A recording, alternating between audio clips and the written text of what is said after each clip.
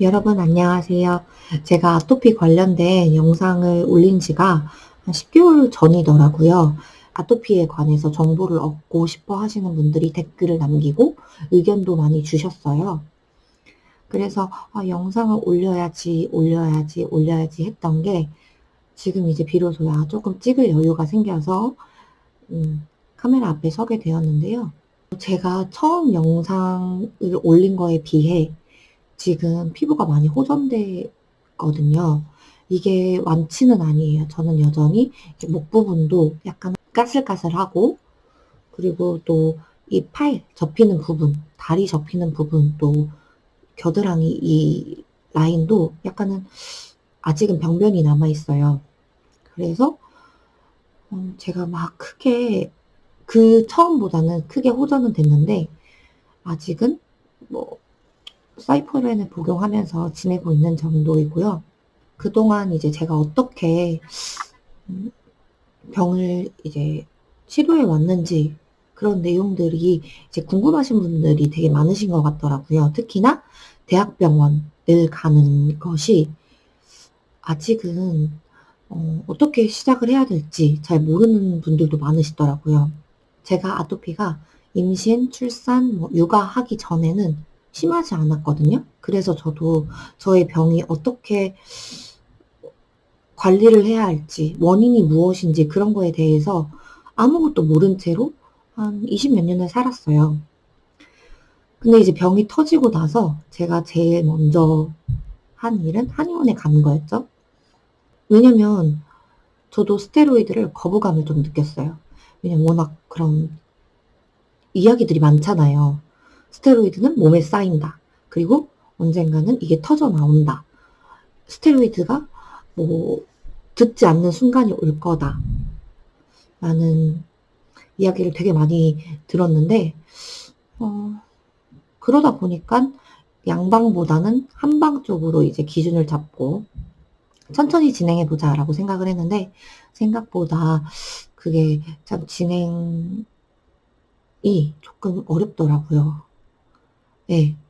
저도 답답하고, 거기 계신 의사 선생님들이나 간호사 선생님분들은 나을 거다라고 믿음을 주시지만, 저는 이제 막 변화를 크게 못 느끼겠더라고요. 그래서 이제 처음으로 대학병원을 예약을 해서 가보고, 또 그러면서 이제 사이폴 앤 림버크 이런 그 신약들을 제가 좀 시도를 하기 시작했죠. 그게 이제 작년 5월까지의 그런 내용들을 제가 유튜브에 담아 놨었는데, 이제 작년 5월부터 이제 현재까지는 제가 사이포렌을 줄여가는 연습을 했고, 그리고 대학병원 접근성이 너무 떨어지다 보니까 주변에 피부과로 내원을 하면서 이제 도움을 좀 받았기도 했고요. 그리고 저 나름대로 이제 조금 어떻게 보면 그러니까 약으로부터의 독립을 하려고 이제 계속 상담을 하면서 이제 지냈어요. 근데 결과적으로 저는 약으로부터 독립을 하지 못했습니다. 일단은 저 사이포렌을 줄여가고 있었거든요. 그리고 선생님께도 줄이고 싶다고 이야기를 했어요. 근데 선생님이 줄이셔라. 당시에 제 피부가 그렇게 막 호전이 된 상태는 아니었거든요. 지금 이렇게 앞에서 보면은 되게 호전되어 보이잖아요. 근데 그 전에는 약간은 경계가 진 상태? 얼굴이 약간, 우리가 아토피 환자들은 얼굴이 붉어지잖아요. 그 경계가 얼굴에도 있었어요. 이 중심부는 좀 붉고, 그리고 이마 이 라인에는 각질이 좀 있고, 좀 전체적으로 얼굴이 푸석푸석했죠. 그래서 이제 그때도 약간은 만족할 정도의 호전은 아니었는데, 어쨌든 저는 이제 곧 있으면 복직을 해야 했고, 더 이상 뭔가 이 약이 저에게 막 크게 이제 막 완치, 호전 거기까지는 기대할 수 없겠다라는 그 한계가 좀 느껴졌거든요. 그래서 이제 약을 줄이고 싶다라고 이야기를 했고, 선생님의 지도 하에 약을 줄이기 시작했습니다. 확실히 면역이 좋진 않더라고요. 왜냐면 조금 피곤하거나 신경 쓰이는 일이 있으면 여기 입꼬리와 눈, 이 아래, 그리고 쌍꺼풀 라인 쪽에 이제 각질이나 붉은기, 그다음에 찢어짐 이런 게 올라오더라고요. 간지럼. 중요한 날에 그런 일들이 되게 반복이 되는 거예요. 그래서 이게 좀 스트레스를 받으면 내 몸에서 나도 모르게 이렇게 면역 작용이 좀 일어나는구나.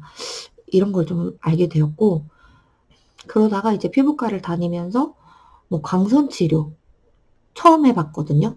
근데 광선 치료가 생각보다 그렇게 크게 막 효과가 있을 정도는 아니었다라는 게 뭐 저의 결론입니다. 누군가한테는 효과가 있어요. 효과가 있는데 저는 그 당시에 좀 병변이 심하기도 했고 거의 뭐 주 2회는 꼬박꼬박 갔던 것 같은데, 시간이 나면은 꼬박꼬박 갔던 것 같은데 크게 뭐 도움을 받지는 못한 정도로 끝내서 조금 아쉬웠습니다. 저도 집에서 그 조사기 같은 거 구매해서 한번 해 볼까 이런 생각도 했는데 그냥 말자라는 생각을 하게 되더라고요. 그리고 피부과를 그렇게 가다가 이제 대학병원에 가서 제가 이제 5월이면은 산정특례를 받을 수 있는 기간이 되거든요. 그래서 선생님께서 약으로서는 지금 호전을 할 수 있는 단계가 이제 아닌 것 같다. 약이 전혀 듣지 않는 것 같다. 그래서 이번에 다시 약을 한번 제대로 써보고 호전이 되지 않는다 하면은 선택을 본격적으로 준비해보자라고 이야기를 하시더라고요. 그래서 뭐 사진도 찍고 했는데 생각보다 그 이지 점수가 나오진 않았어요. 제가 이게 다리 부분에 그게 병변이 심해야지만 조금 점수가 높게 나오는데 저는 등이나 뭐 이 상체 쪽 그리고 얼굴, 전 주로 얼굴이 좀 아토피가 심했거든요. 그러다 보니까 이지 점수가 많이 채워지진 않았다. 그래서 다시 사이포렌을 본격적으로 한번 해보고 이제 이 약이 정말 듣지 않으면 다른 방법을 조금 더 생각해 보자. 아마 그 다른 방법은 보험이 되지 않는 뭐 듀피덴트나 뭐 그 외에 그 비급여되는 그 비싼 약들 있잖아요. 그런 약이지 않을까 하는 이제 생각이 드는데, 제가 이제 사이포렌을 한 지 한 달이 되어 가고 있거든요.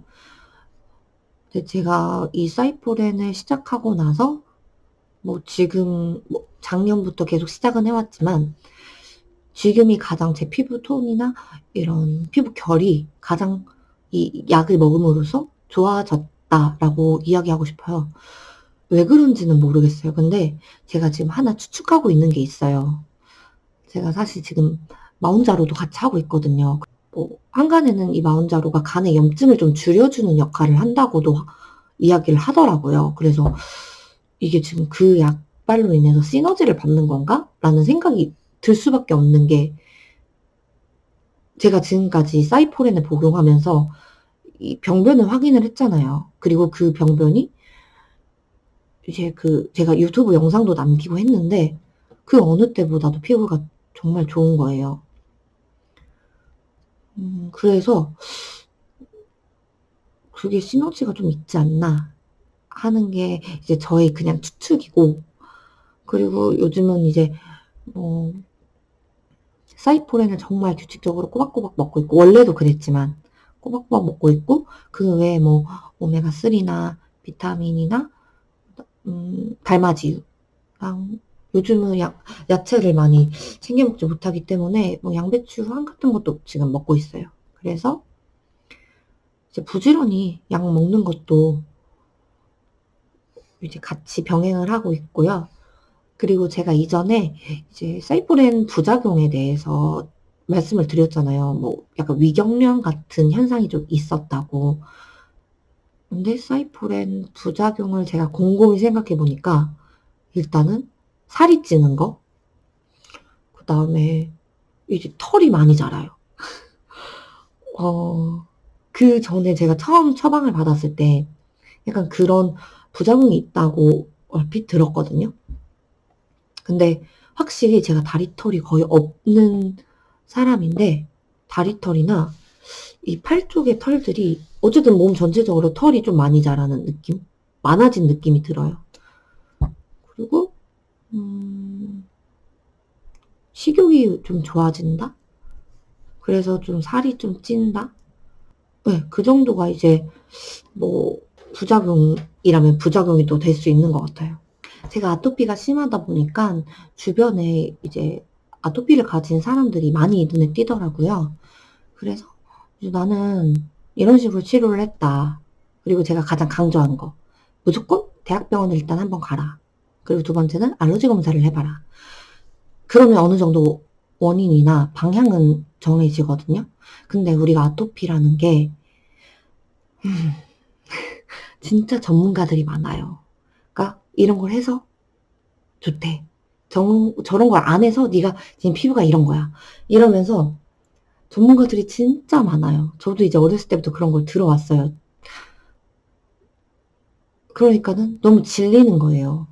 뭐 좋다 좋다 좋다 좋다 좋다 해서 다 해봤는데 병은 나아지지 않고 오히려 더 부각되고 그러다 보니까는 의욕을 이제 상실한 거예요. 그래서 제가 대학병원을 가라. 알러지 검사를 해라. 이야기를 해도 이렇게 그냥 알았어. 이렇게 이러고 그냥 끝나버리는 거예요. 근데 저는 근데 그게 좀 안타깝더라고요. 그러니까 솔직히 저도 낙담을 되게 많이 했거든요. 그러니까 한방에서는 완치는 있다. 나을 수 있다. 낫는다. 이렇게 얘기를 하고 이 양방에서는 완치는 없다. 꾸준하게 관리해줘야 된다. 관리하면 좋아질 수는 있다. 이렇게 이야기를 하세요. 저도 이제 한방보다는 양방 쪽으로 이제 시선을 옮겨서 관리하는 병이다 라고 생각을 해야지 완치까지 생각을 하면은 제가 너무 피곤한 거예요. 왜냐면 완치가 내 마음처럼 막 그렇게 되는 그런 병은 아니니까. 그래서 그냥 관리해주는 약간 비염 같은 알러지 같은 그런 병이다라고 생각을 하고 이제 꾸준히 뭐 관리를 해줄 수밖에 없죠. 근데 어쨌든 치료하는 것도 큰 방향성을 잡지 못하면 나중에는 지치더라고요. 지칠 수밖에 없어요. 그래서 정말 안타까웠어요. 물론 제가 정답은 아니에요. 그 친구들이 하고 있는 것들이 정답일 수도 있고 그 친구들만의 방법이 있을 수 있어요. 왜냐면 그들은 저보다 더 많은 시간 동안 이 병에 대해서 연구를 하고 생각을 하고 있었단 말이에요. 그런데 제가 이제 각질이 심한 채로 이제 뭐 이비인후과나 내과를 내원했을 때가 있었어요. 근데 그 선생님들이 하시는 말씀이 환자분 지금 피부가 많이 좋지 않다. 환자분 뭐 다른 어떤 식으로 치료를 하고 있으시냐 이렇게 물어보셨거든요. 그래서 저는 그때 스테로이드를 믿지 않고 또 이런 의학적인 부분을 좀 이렇게 좀 약간 배척하는 입장이어서 저 나름대로 좀 아나키? 뭐 그런 스타일이었죠. 그러고 있었어요. 그래서 따로 뭐 다니는 건 없고 그냥 한의원 좀 다니고 그러고 있다라고 하니까 그분들이 진짜 너무 안타까워 하시더라고요. 물론 그분들은 그런 과가 아니시잖아요. 근데 이거 지금 치료를 잘못하고 계신 것 같아요. 피부과를 가세요. 뭐 이렇게 얘기를 하시더라고요. 그래서 그냥 제가 알아서 할게요. 라고 저는 말했거든요. 근데 얼마나 진짜 오만한 말이었겠습니까? 진짜 물론 저는 정답은 아니에요. 병은 어떻게 어떤 방법으로든 고쳐지는 경우들이 있어요. 기적도 있고. 근데 이제 그런 이야기를 제가 그 두 분한테 들었고 또 한 분은 뭐 약간 좀 수다스러운 아저씨였죠. 의사 아저씨. 근데 그분이랑 이제 막 진료를 보면서 약간 수다처럼 떨었는데 하는 말씀이 대학병원을 가는 게 좋겠다고 이야기를 하시는 거예요. 근데 대학병원이라는 게 허들이 되게 높잖아요. 예약을 해야 되고 또 기다려야 되고 솔직히 병원비도 만만치 않거든요. 병원비도 만만치 않아요. 저도 이제 약값이나 이제 진찰비 이런 거 따졌을 때 좀 만만치 않다. 실비가 있어도 만만치 않다. 좀 어렵다. 이런 생각이 드는데 그걸 이제 매월 뭐 주기적으로 그렇게 해야 하는 거는 조금 부담스럽죠. 근데 저도 솔직히 그런 허들 때문에 대학병원은 좀 나랑 먼 존재라고 여겼는데 그분이 우리 병원은 동네 병원이고 동네 병원에서 하는 거는 한계가 있다. 동네 피부과 한계가 있다. 그런데 대학병원은 어쨌든 거기는 연구하는 곳이고 거기는 임상하는 곳이고 거기는 계속해서 뭔가를 수집하고 최신 기술, 최신 연구 자료들을 활용해서 환자들에게 뭐 제공하는 그런 역할도 한다. 어쨌든 대학병원은 우리나라에서 뭐 제일 앞서서 이 병에 대한 기술을 얻고 뭐 어쨌든 병원 중에 제일 앞선 곳이니까는 훨씬 치료의 방향이나 뭐 치료 방법이 굉장히 다양하다. 이 얘기를 하시더라고요. 이제 그때 조금 설득이 됐어요. 그때. 그래서 제가 이제 대학병원을 갈 수 있게 되었던 거고 사실 사이포렌이나 림버크 그다음에 듀피젠트 등등 이런 약들을 제가 뭐 일반 동네 병원에서도 처방은 받을 수 있지만 사실 그렇게 막 들어본 적은 없거든요. 그냥 스테로이드를 많이 처방받았고 그게 좀 더 보편적인 것들이고 저는 거기까지만 알고 있었던 경우인데 가보니까는 조금은 다르다. 어쨌든 병은 빨리빨리 치료를 해야 돼요. 제가 병을 오랫동안 가지고 있을수록 가족들이 힘들고 또 내 아기한테 줄 수 있는 에너지를 뭐 저 혼자서 막 이렇게 소진하고 있으면 정말 그건 의미가 없더라고요. 이 영상은 아토피를 가지고 계신 분들이 주의 깊게 보시겠죠. 그런데 저는 그분들에게 방법은 있거든요. 근데 그 방법 안에서 방향을 빨리 잡고 가야 된다는 게 저는 이제 중요한 것 같아요. 제가 아토피 친구들을 몇 명 만나보면서 이야기를 해보면 잘못된 방향 때문에 낙담을 해 있더라고요. 그러니까 진짜 솔직히 우리나라는 외모 지상주의거든요.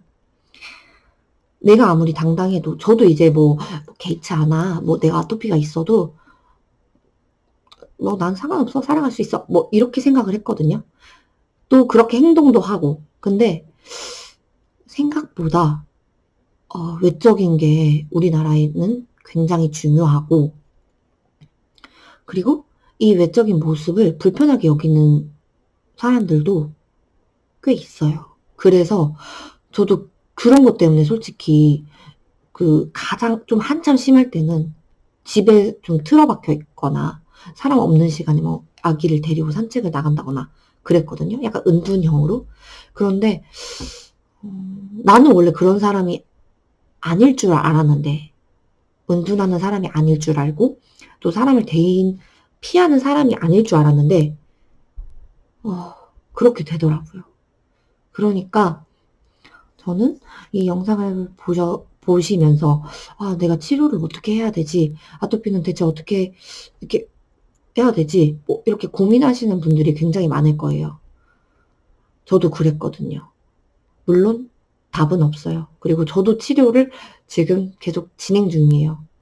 그래서 오늘의 결론은 내가 방향을 모르겠다. 어떻게 해야 될지 모르겠다. 그렇다면 일단 알러지 검사를 좀 받아보시고요. 저는 알러지 검사에서 진먼지 진드기군이 굉장히 높았어요. 그런데 제가 심해질 당시를 생각해 보니까 옷 정리를 좀 했거든요. 그게 좀 이게 뭐랄까 아다리가 맞더라고요. 내가 옷 정리를 좀 했을 때 확 심해지고 그 주기가 있더라고요. 그래서 그 원인을 좀 찾았고 두 번째는 대학병원을 가셨으면 좋겠습니다. 저는 이제 거기서 도움을 많이 받았기 때문에 제가 가진 경험 안에서는 대학병원을 가는 것이 가장 중요한 방법이고, 그리고 또 그 대학병원을 다니면서 제가 또 방향성을 좀 찾았거든요. 그리고 사실 저도 한의원을 다니거나 저 스스로 뭐 스테로이드를 안 쓰고 그랬다면 좀 낙담을 많이 했을 거예요. '아, 여기까지가 한계다.' 하면서 만족을 했을 거예요. 왜냐면 그때 진짜 내가 원하는 만큼 내 병이 나아져 주질 않았거든요. 그래서 그때 진짜 우울했어요. 정말 우울했고, 그걸 이겨내려고 정말 많이 에너지를 쏟았고, 그리고 저는 이제 아기가 있잖아요. 근데 우리 애도 아토피가 있어요. 그래서 그때도 리도맥스나 스테로이드를 이렇게 얼굴에 바르는 거를 좀 두려워했어요. 이게 나중에 이 아이에게 어떻게 나타날지, 막 더 심해지는 거 아니야, 막 이런 두려움 때문에 막 그 소아과에서 진단 받았을 때 엄청 울고 그랬거든요. 제가 이 대학병원을 다니면서 좀 생각이 많이 바뀌었어요. 방법은 있다. 그리고 이 아토피가 진짜 이제 막 좀 많아지거든요. 많아지면 안 되는데 많아지고 있어요. 많아질 수밖에 없더라고요, 이 환경 자체가. 그러다 보니까 '아기한테도 기회가 있을 거다. 나을 수 있는 기회가 있다.' 이런 생각이 들고, 우리가 방법은 있으니까 방향 설정을 잘해서 아토피라는 병에 지지 않았으면 좋겠어요. 그래서 저는 오늘 뭐 제가 지난 몇 개월 동안 이런저런 저도 시도도 해 봤는데, 그래도 좀 호전이 많이 된 상태로 카메라 앞에 서서 좀 기쁘고, 또 경험을 나눌 수 있어서 참 감사하네요. 저는 뭐 산특은 못 받을 것 같아요. 이 이렇게 호전됐는데 제가 어떻게 산특을 받을 수 있겠습니까? 다만 컨디션 관리를 잘하고 사이포렌을 또 앞으로 조금씩 줄여 나가야겠죠. 이제 다음 주에 저는 병원을 가서 검진을 받거든요. 그때 이제 어떤 이야기를 할지 조금 궁금하기도 하고, 갔다 와서도 도움이 될 수 있는 이야기가 있으면 공유하도록 하겠습니다.